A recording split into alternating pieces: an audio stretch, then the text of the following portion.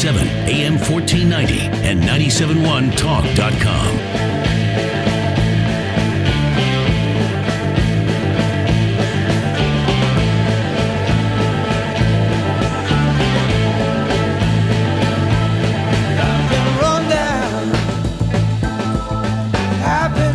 Welcome back. We've been monitoring this press update from Sean Spicer. I'm going to have some details on that for you in just a minute. But one of the things we've learned is that they have narrowed down, at least, we believe, the list for Supreme Court nominees from the Trump administration. We're joined right now by Loretta Powers, who is an attorney and a legal analyst for Fox News. Loretta, how are you? I'm well. Thank you so much for having me on. Absolutely. Sorry we had to get you on hold for so long there. I got into that last break a little late.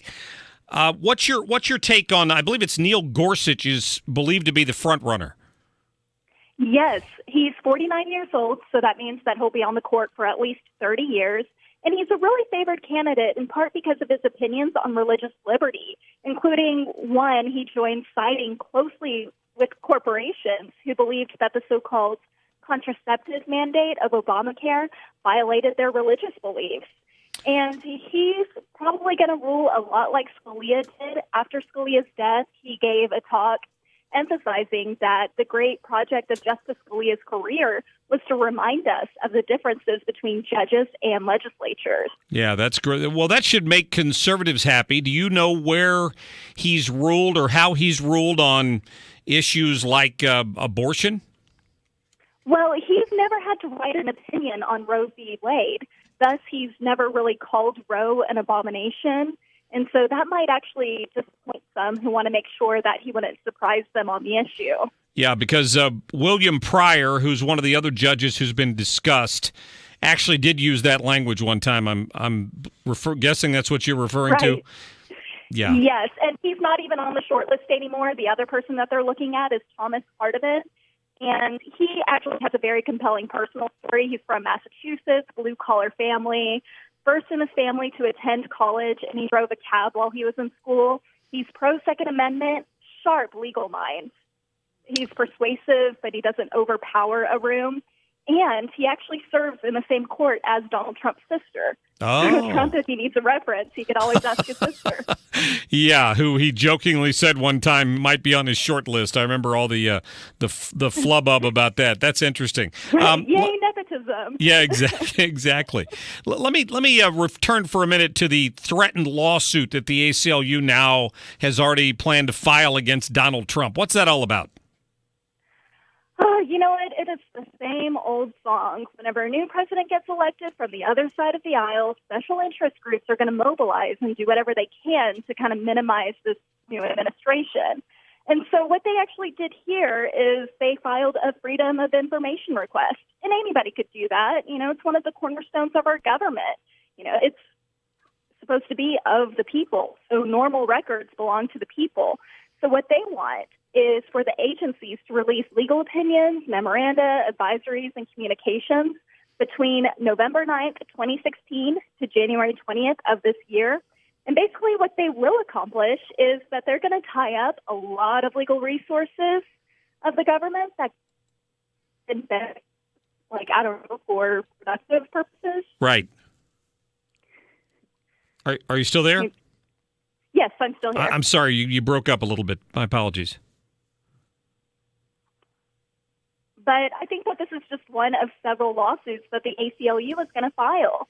And this is probably going to take 3 or 4 years for all of these lawsuits to pan out. And they're likely going to fail. When it comes to, I know one issue that the president's already hinted at was the funding of Planned Parenthood and his belief that the United States should be making more certain that federal funds aren't going to support abortions. A Texas judge actually had a ruling on Planned Parenthood. Is that correct? Right. Well, Texas could still prevail. You know, the court order wasn't a ruling, but effectively a delay that buys Planned Parenthood at least a few more weeks. And so the courts will ultimately decide whether Texas's position is a valid stewardship of these public funds or solely a political move. Mm-hmm. So it's just the big wild card. Will the new administration have new regulations that will that will determine how the funding is spent. Right. And Loretta, is it a case where he can make that decision, or is it something he's got to work with Congress on, right, to further restrict that? Yes, he can work with Congress on it, but, I mean, it's a Republican majority, so we'll see. And states actually risk losing all of their Medicaid if they don't administer it to the current regulations or the changed regulations, and we're talking major money. Sure. Yeah. Loretta Powers, who people see all the time on Fox News, and I've just liked your page there on Facebook, so thank you so much for your time today. Thank you so much. Have a great one. Yeah, thank you very much. Appreciate that. See, that's interesting. And also, Trump made another decision today when it came to these sanctuary cities. He basically told them that if you are a sanctuary city, we are going to see what we can do to restrict federal funds coming to your town. So who wins that one? You know it'll be tied up in court. But a lot of the most liberal cities in America, which probably have the largest dependence on entitlement programs and other taxpayer giveaways, are the very same cities that have claimed sanctuary status. San Francisco, L.A., Chicago, some of these big towns. They're not going to be able to win that battle unless they can go to court and determine somehow that the president doesn't have the power to do this. This was CNN a little earlier on some of these Trump executive actions, particularly focusing on immigration. Listen. Whoops, I'm sorry. We potted up on the stinger, Rose? Whoops, hang on. That would be operator error on my part. Let me fix that real quick. I was afraid I had audio playing over here. A White House official confirming to CNN that Trump will take executive action directing federal resources towards building a border wall. Trump expected to issue 2 orders Wednesday afternoon at the Department of Homeland Security, orders that address not only the wall, but other steps related to bulking up immigration enforcement. White House Press Secretary Sean Spicer commenting Tuesday on Trump's plans. His priority is first and foremost focused on people who pose a threat to people in our country, to criminals, frankly, and that's where he wants ICE to focus their efforts. So he's already directing ICE, which, did you know they endorsed him during the election? He points that out every time he brings ICE up. It's pretty funny. Already directing ICE to crack down on this. Now, they had Karl Rove on Fox earlier talking about some of the difficulties that he's likely to face when it comes to